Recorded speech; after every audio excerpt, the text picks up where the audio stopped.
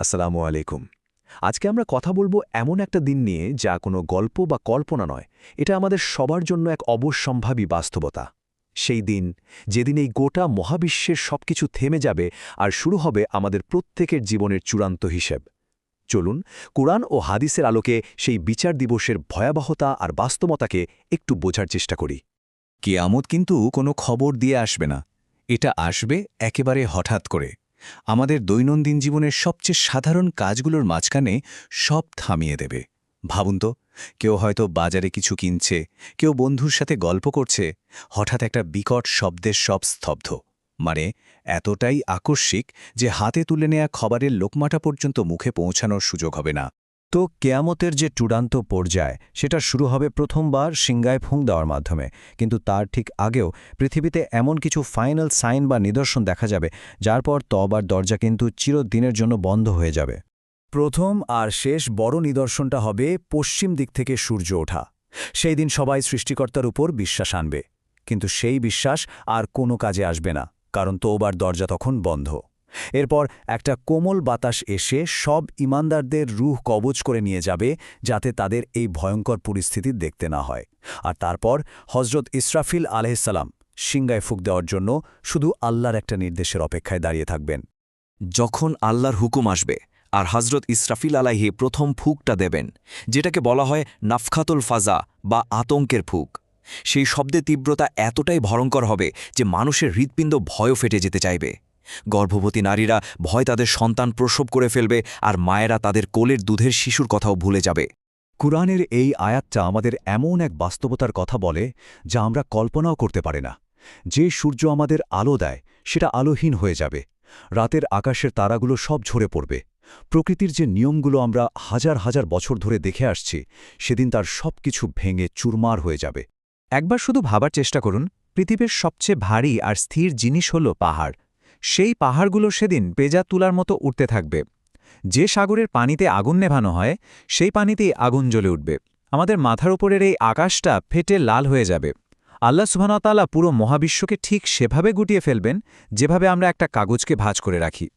এই মহাধ্বংসের পর যখন একটাও প্রাণ অবশিষ্ট থাকবে না, তখন এই পুরো সৃষ্টি জগতে নেমে আসবে এক অকল্পনীয় ভারী নীরবতা। সেই মুহূর্তে কোনো প্রাণের স্পন্দন থাকবে না, কোনো আওয়াজ, কোনো কোলাহল, কোনো চিৎকার, কিচ্ছু না। আসমান আর জমিনে কেবল এক এবং অদ্বিতীয় সত্তাই বাকি থাকবেন। এই কবরের মতো নিস্তব্ধতাই আসলে এক বিশাল ঘোষণার মঞ্চ তৈরি করবে। সবকিছু শেষ হয়ে যাওয়ার পর আল্লাহ মৃত্যুর ফেরেশতা মালাকুল মউতকে জিজ্ঞেস করবেন, আর কে বাকি আছে? তিনি বলবেন, হে আল্লাহ, আপনি, আমি, জিব্রাইল, মিখায়েল আর আরশ বহনকারী ফেরেশতারা। আল্লাহ তখন এক এক করে আরশ বহনকারী ফেরেশতা, তারপর জিব্রাইল ও মিখায়েলের রূহ কবজ করার নির্দেশ দেবেন। সব শেষে আল্লাহ মৃত্যুর ফেরেশতাকেই মৃত্যুর আদেশ দেবেন। হ্যাঁ, যে ফেরেশতা সবার জান কবজ করেছেন তারও মৃত্যু হবে। বলা হয় তিনি এমন এক চিৎকার দিয়ে মৃত্যুবরণ করবেন যে সেই মুহূর্তে যদি কেউ বেঁচে থাকত তবে সেই চিৎকারের আঘাতেই মারা যেত। এরপর যখন পুরো সৃষ্টি জগৎ একেবারে শূন্য, নিস্তব্ধ, তখন মহান আল্লাহ তাআলা এই শূন্যতার মাঝেই একটা প্রশ্ন করবেন। তার প্রতাপশালী কণ্ঠে ধ্বনিত হবে, আজ রাজত্ব কার? কিন্তু উত্তর দেওয়ার মতো তো আর কেউই নেই। তাই আল্লাহ নিজেই তার প্রশ্নের উত্তর দেবেন, একমাত্র পরাক্রমশালী আল্লাহর। এই ঘোষণা প্রমাণ করে দেবে পৃথিবীর যত রাজা বাদশাহ, যত ফেরাউন, নমরুদ, যত অহংকারী শাসক ছিল, তাদের সব দম্ভ সেদিন ধুলোয় মিশে যাবে। আসল রাজত্ব তো শুধু তারই। এই ভয়ঙ্কর নিস্তব্ধতা কিন্তু শেষ নয়। একটা নির্দিষ্ট সময় পর আল্লাহ আবার তার সৃষ্টিকে জীবন দেবেন, আর তখন শুরু হবে চূড়ান্ত হিসাবের জন্য সবাইকে একত্রিত করার পর্ব। তো একটা দীর্ঘ সময় পর, যেটা ঠিক কতদিন তা একমাত্র আল্লাহই জানেন, আসমান থেকে এক বিশেষ জীবনদায়ী বৃষ্টি নামবে। সেই বৃষ্টি থেকে আমাদের শরীরের একটা ক্ষুদ্র হাড় থেকে পুরো দেহটা আবার তৈরি হয়ে যাবে, ঠিক যেভাবে মাটি থেকে গাছ গজায়। এরপর হজরত ইসরাফিল আলাইহিসসালামকে আবার জীবিত করা হবে, আর তিনি দ্বিতীয়বার সিংগায় ফুঁক দেবেন, আর সেই ফুঁকের সাথে সাথেই আমাদের আত্মাগুলো নিজ নিজ দেহে ফিরে আসবে। দৃশ্যটা একবার ভাবুন। পৃথিবীর শুরু থেকেই শেষ পর্যন্ত যত মানুষ এসেছে, আদম আহা থেকে শুরু করে শেষ মানুষটি পর্যন্ত, সবাই একসঙ্গে মাটি ফুঁড়ে উঠে দাঁড়াবে, ঠিক যেন ঘুম থেকে জেগে ওঠার মতো।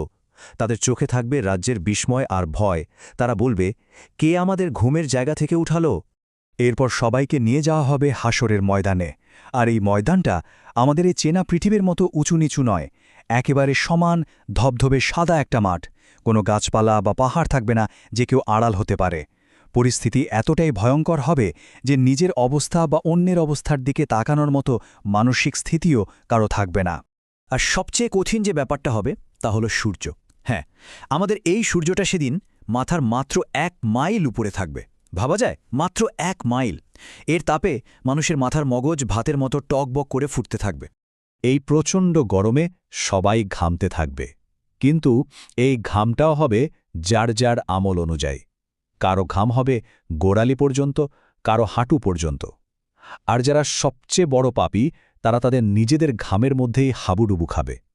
কারো কারো ঘাম মুখ পর্যন্ত পৌঁছে যাবে। প্রত্যেকে সেদিন নিজের কর্মফল ভোগ করবে।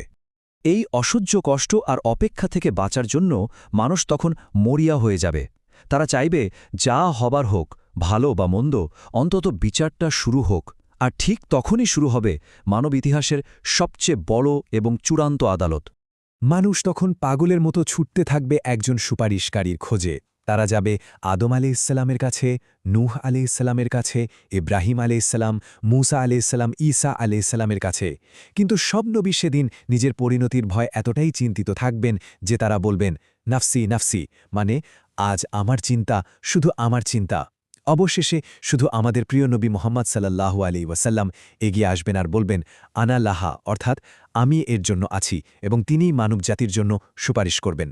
বিচার শুরুর একটা পর্যায়ে আমাদের সবার হাতে দেয়া হবে আমাদের আমলনামা, মানে জীবনের সব কাজের হিসাব।